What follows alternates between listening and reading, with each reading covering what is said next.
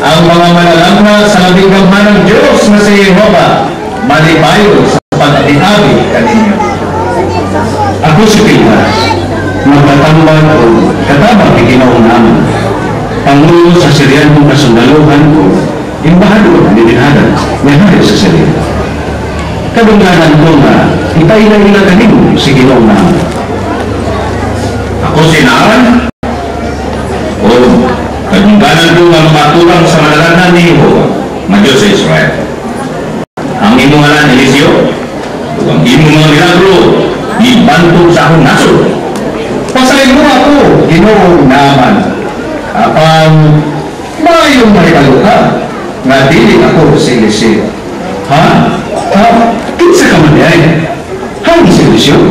Si Bihasi ako na taga-open. Kauban, kung isi ka-alagad ni Eliseo, nga Pangulo manalangna ni Jehova sa mga panon. Ulihon ka? Ni Eliseo? Ako, ang katabang, ang mayrodomo sa mga katabang ni Eliseo na manalangna. Pilas! Ulihon na natin yung mga usap na din mo. May bintang kasi.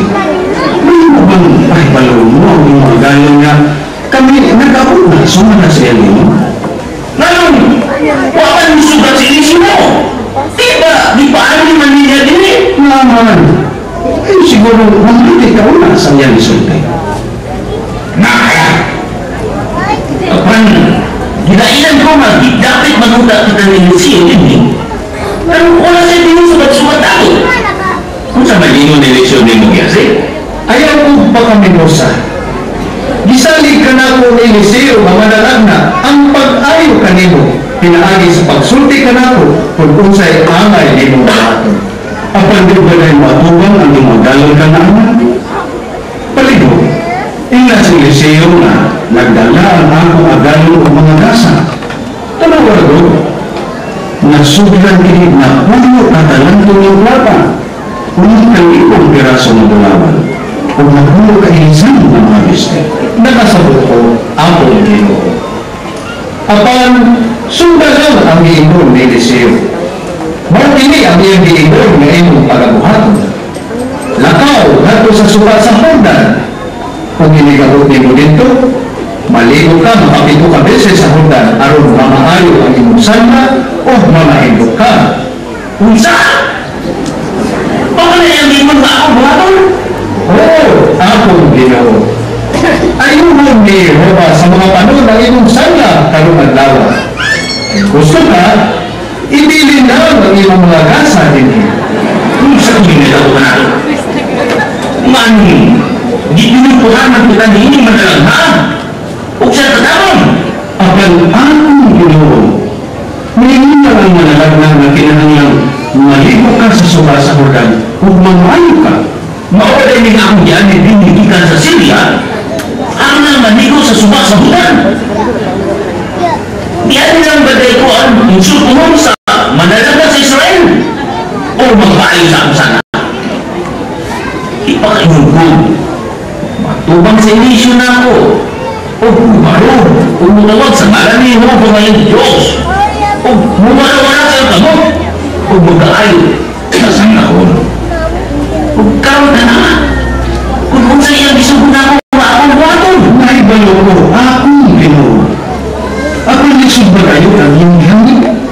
Di ba di alam Abana o ang barbar nang masuba sa Damasco mas maayo pa ang sa tanang tubig sa Israel? Di ba ako makalino dito? O pamain nyo? Utang ko, pamati ang mga ginawa na aman. Bisan pag-iso ang isugo sa manalag na nimo. Diba, ino man kinikuman?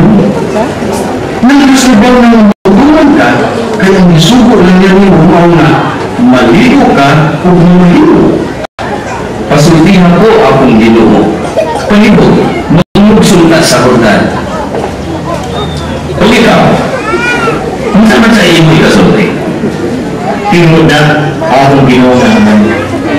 Kung gitintuhan ka lang sa manalag na Yehovah, man, ang dalang pwersa militar sa Syria, mawag niyang gitintuhan. Hindi pa niya siya kabuang. Wato na ito, ngayon ilang gitintuhan akong Ginoo. Malamang ka ang akong Ginoo. Ayaw padala sa iyong kasuko. Tingali pagsulay kinikikan kang ikuman.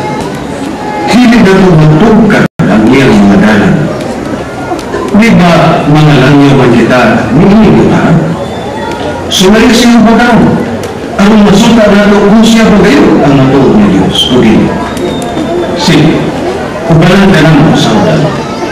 Kung kinahanglang lulusbog ka sa Jordan, makapito ka beses, sumala sa gisugro sa tao sa matuod ni Diyos. Gusto ka, Bertas? Sa ikan, malamang ka na magdadamag. At kung tumanon, ang gusto ko sa manalag na sa Israel. Kung mamaya ko sa akong sangga, sa simple kayong pari, nan, si Jehovah magayot ang matuod ni Diyos.